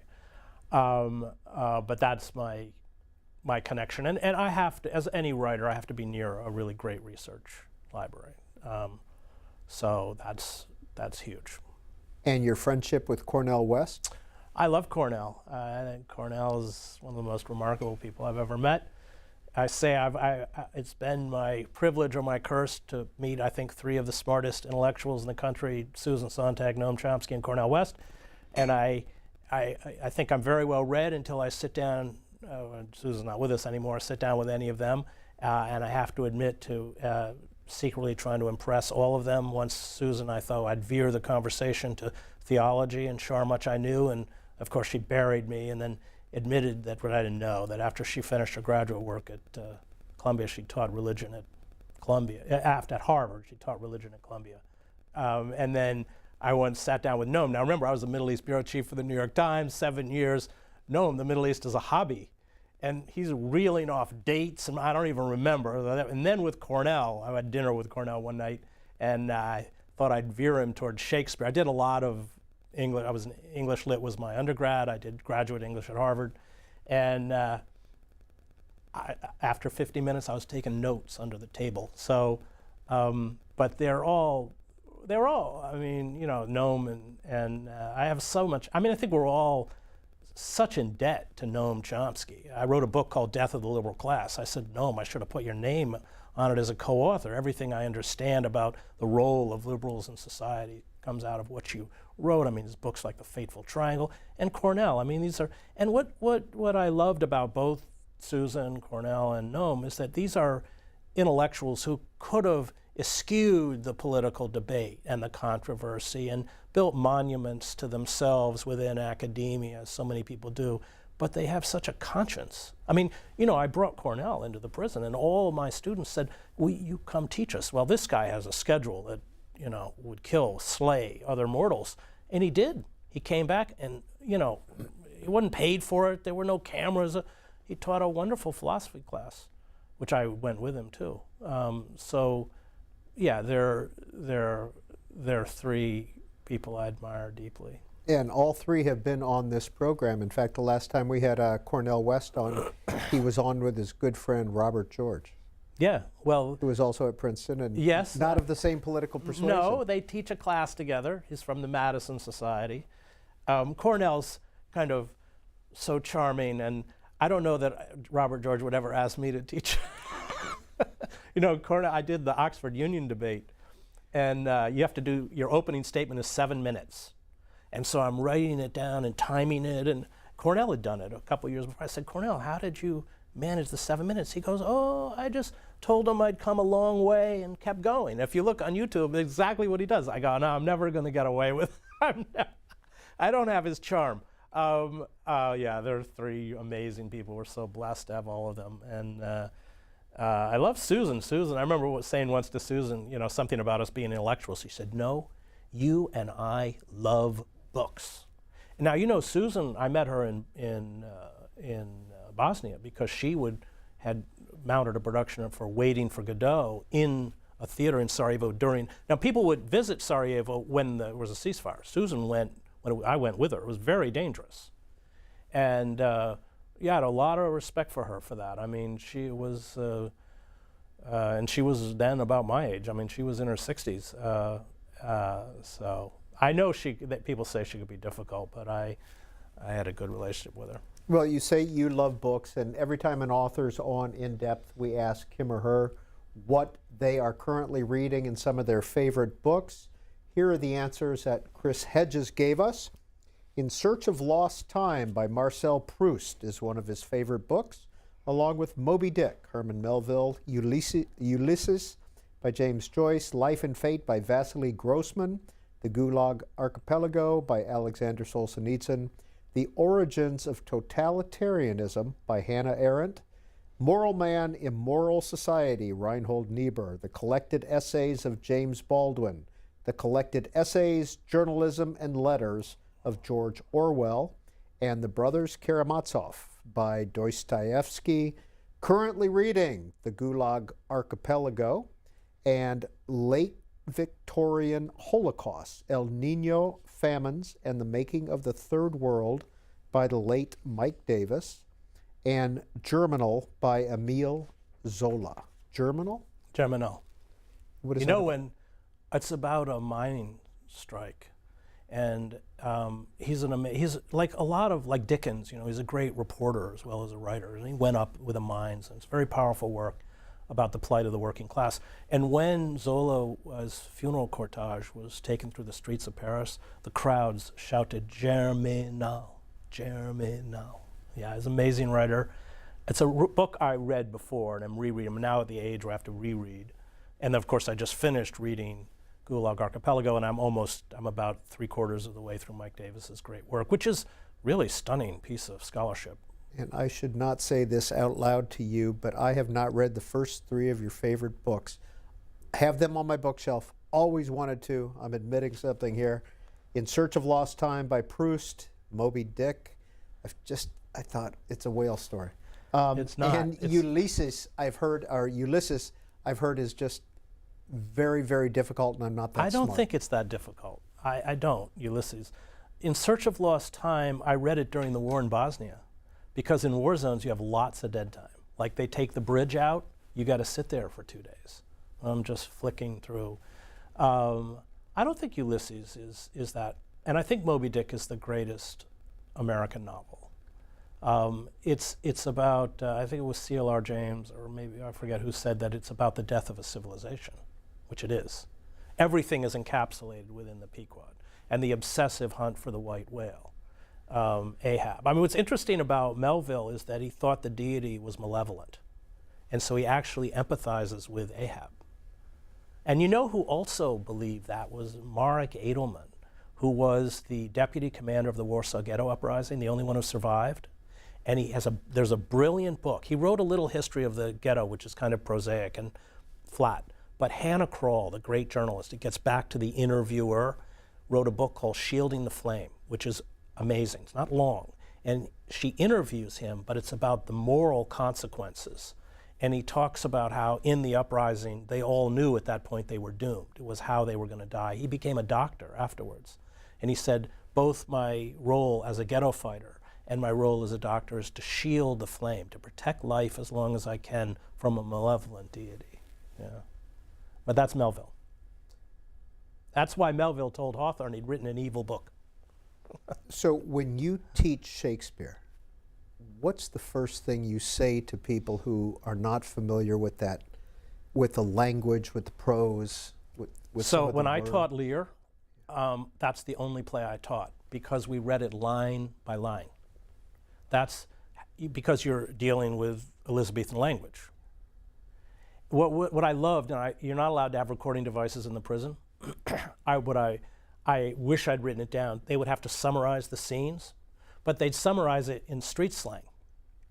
So they go, well, Lear, he showed up with his posse at, like, you know, his bitches, can I say that word? You know, daughters. I mean, it was just, but they got it. They got it. But you have to go through it line by line by line in order to become familiar with the language. But once you become familiar, then it opens up the door. And I think Shakespeare, Freud, it was the Greek myths in Shakespeare, because the power of Shakespeare is that deep understanding of human nature, almost unrivaled. I love Proust, too. I think Proust also does that. And I know people are reading Shakespeare less and less. I kind of live on a steady diet of Shakespeare. Yeah. My wife is just about to appear in Pericles in New York. And there's the reunion scenes in the late play. Of course, he lost, his son died, Hamet, Shakespeare's son. And then after the death of his son, there are all these reunion scenes where people who you thought were lost were coming, you find again. That's the Winter's Tale, for instance. And in Pericles, he finds his daughter, Marina, and our youngest daughter is named Marina. And my wife had played Marina when she was at Juilliard. And when she was born, I recited that whole scene right after she was born by memory. But I was terrified I would forget it. So I was kind of, mumbling it. And my wife said, "Oh, I thought you were praying." And I said, "Yeah, I was praying." Liz, Marlton, New Jersey, thanks for holding on. You're on with author Chris Hedges. Hi, good afternoon. I was a teacher at a New Jersey state prison for a period of 15 years. And, of course, our coursework was geared to getting a student his high school diploma if, in fact, he was going to be capable of it and had enough time to get there. I think the college programs, I sort of predate earlier than the gentleman from Camden who talked about getting his GED in 1988. I started working at the state prison in 1985 and remained there through 1999. At that point, there were times when, due to state layoffs, one of the areas that were susceptible to layoffs were teachers. And we had a small faculty at our prison to begin with, and we had an even smaller one after a few budget crises. We got some of that reversed with the help of State Senator John Ewing. Say, Liz, and, what did you think of your time, those 15 years that you were teaching at the state prison? What was that experience like for you? Yeah. Well, I had taught in public school prior to that, and then I took this position. It was adult male inmates at the setting I was at, and I apologize, the nice Liz. part, I'm going to have to let you go unless you can give us something that you want Mr. Hedges to respond to. We're running out of time. Okay. What does he think about the need to invest more heavily in education, not just for the ones that are going to go to these elite colleges, but for the non-readers who used to enter my remedial reading class? Thank you, ma'am. We appreciate it. Right. So about 40% of the people who come into our prison system, I think I have this figure right, are illiterate or functionally illiterate, meaning they read at a 4th or 5th grade level. And there's study after study, the RAND Corporation did one a couple years ago that shows that the higher level of education people are able to attain within the prison system, the less likely we see recidivism. So there's just the very practical effort at the fact that if we are going to put people into prison, it should be about reform and about equipping them to when they leave prison, function as solid citizens within the society rather than just warehousing them and increasing their trauma. So I think there's also that moral element of allowing them to ask questions and struggle with their own dignity and find themselves, that I think is a component of any good educational system, especially within the humanities. So for those two reasons, obviously, I'm a huge proponent. I mean, the governor of New York, I think it was Chris Cuomo, read all these studies and said he was going to provide education to all of the prisoners in the New York State system. And then, of course, there was huge blowback from the right, and he dropped it. But I think that is the solution if we're serious about rehabilitation and reform. Susan, Caldwell, Idaho, you have 30 seconds. Such a privilege. Could you please speak to the increasing crescendo of references in the media of an inevitable coming conflict with China? And Mr. Hedges, you have 30 seconds. Well, the stoking a conflict with China over Taiwan and the South China Sea, and it of course, you can't keep these massive military budgets unless you have an enemy. I covered the fall of Eastern Europe. Gorbachev wanted to build an alliance, both strategic and economic, with the West. Those within the arms industry were determined to make Russia an enemy, whether they wanted to be or not. That's not defending the invasion of Ukraine, which is a war crime. And I see the same thing with China, and it worries me. Mr. Hedges, early on in our conversation, you said that Our Class is a book that came from your heart. Does that make it harder to write or easier to write? Harder. So the War is a Force I'd never want to write again because I was dealing with trauma. So there were days I just wept. Our Class, even when I pick it up now, it is quite emotional because I care so deeply about these people, and it's so heartbreaking, everything that has been stacked against them. But yeah, I would say it's when you're emotionally involved, it's harder. Chris Hedges, thank you for coming back to Book TV and to our in-depth program for a repeat performance. We appreciate it. Thanks for having me. Weekends on